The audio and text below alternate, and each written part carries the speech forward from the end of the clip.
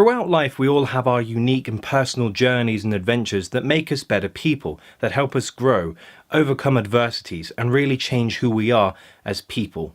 And today in particular, I'm going through my own little journey, so I thought this would be a perfect time to check out Journey the game. We're not going to play the little spin-offs, we're just going to play the original title. I've heard it's pretty unique and pretty memorable, and a bit of an artsy game, but let's give it a try. In my opinion, the best games out there are the ones that have an interesting story or narrative. Some games can get away with just having multiplayer elements or platforming mayhem, but at their core, the intrigue still derives from the worlds they're set in. A lot of people give games like Journey flack because they, quote, aren't really a video game because it's too simple, or it's just a boring walking simulator. But to me, a video game needs to do only one thing: give the player an engaging platform of escapism. A break from the monotony of the mundane, or to leave the player with an experience that leaves them with an emotional or thought-provoking undertaking. Journey is very much synonymous with the artsy style of games we've seen over the years, similar to Dear Esther, Immortal, That Dragon Cancer, or Gone Home. It's very short and it only took me about 2 hours to complete, but nonetheless it's got a lot of charm. We play as this creature known as the Traveller, a humanoid being known as what I think is pronounced a Ryfulian, made of magical cloth. It's up to the player to figure out what to do in the game, and the environments, especially at the start, look quite intimidating. The path leads across sparse sand dunes with only a few small landmarks to guide our way. And I hope you like sand, because there's a lot of it. Now, concerning what our goal is, we need to get our Traveller to the distant mountain on the horizon. To this end, the Traveller has two main abilities. 1. Chirping. Chirping allows the Traveller to communicate with objects in the world such as glyphs, which give a glimpse into the history of the world, the elder Ryfulian statues which allow for story progression, and the cloth creatures which inhabit the world. Secondly, the world hides 21 glowing symbols which create and extend the iconic Traveller's Scarf. When fully charged, this allows the Traveller to jump and even fly for periods of time, and as the Scarf is improved, its capability to fly is extended. With our objective on the horizon, each level is segmented to offer an obstruction to our journey.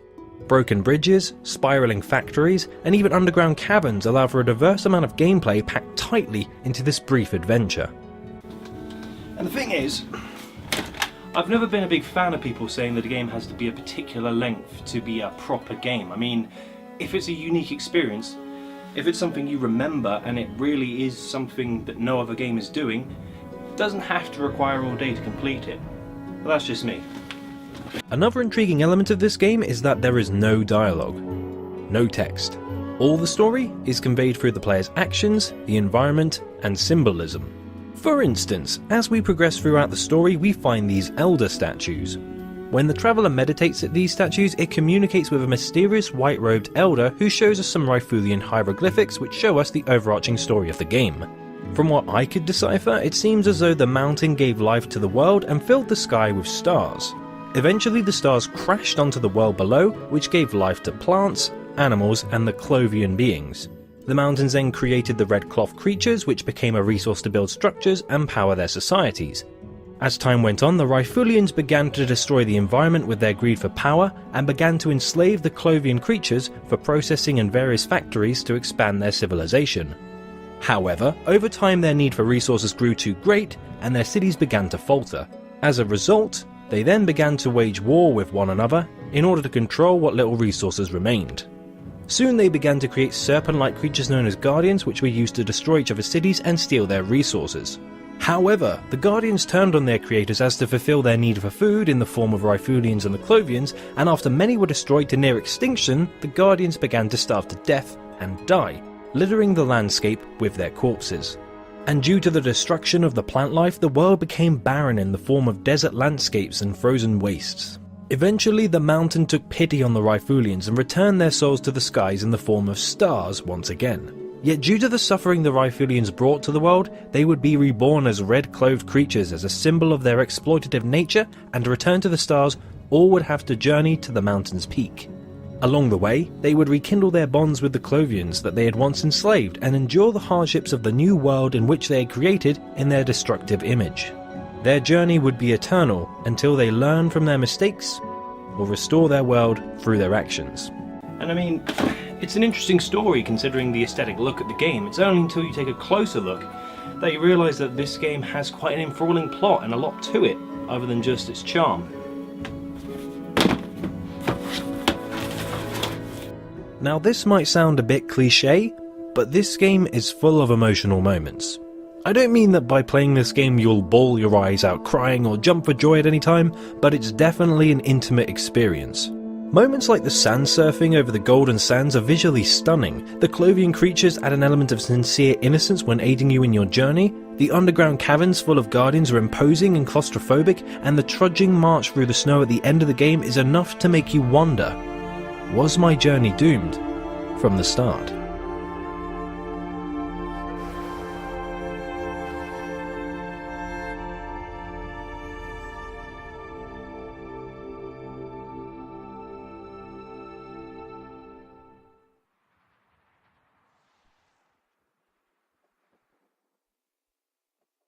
Until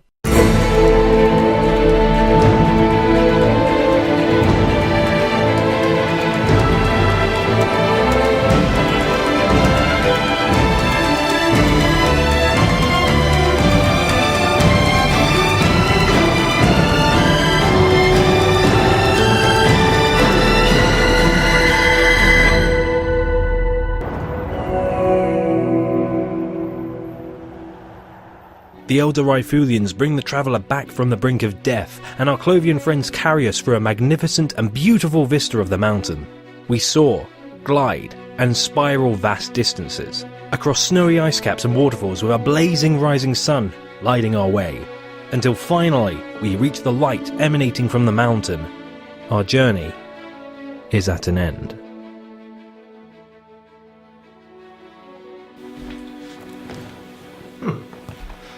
So there we have it, Journey the Collector's Edition. It's been one hell of a journey making videos on Grizzly Guernsey Gamer for the last year or so with features and such. And now I can finally say that I have more space to make better videos.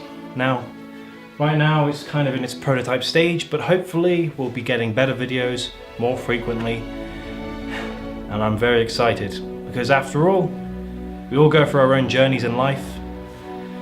And the Grizzly Guernsey Gamer journey has only just begun. Thanks very much for watching this video, guys. Hope you guys enjoyed it, and I will see you later.